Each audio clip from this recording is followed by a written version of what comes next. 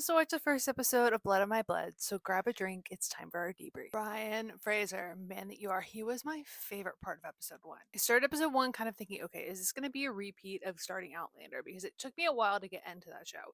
I needed a minute to understand why I was caring about the fact that she was in the past and she wasn't going back to her husband. So I was starting the show with the intention of thinking, does this appeal if you're not already an Outlander fan?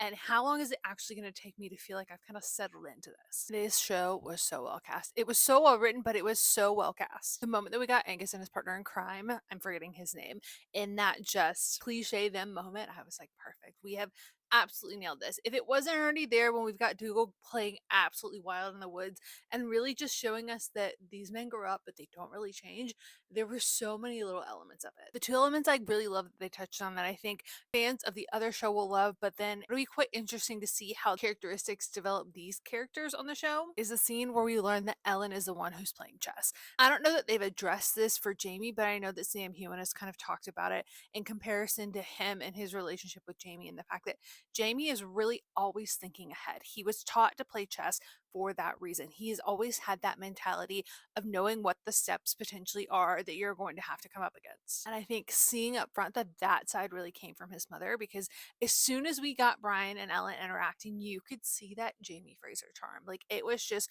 so effortlessly there. I do think if you haven't watched the other show and you're watching this one for the first time, this is a lot of characters to keep up with, because mentally I'm already tracking like, oh, you end up with you, I know how this goes. Like, I'm already kind of seeing the threads with a lot of curiosity of how did everything unfold before we got to this version of it.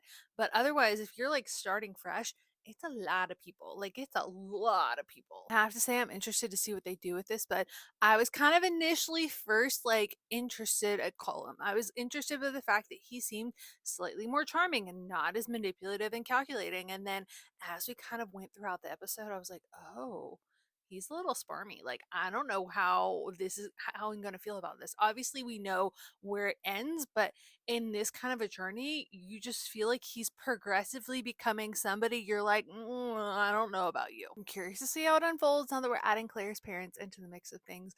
Let me know in the comments below what you liked, what you didn't like, and what you're looking forward to seeing next with the show.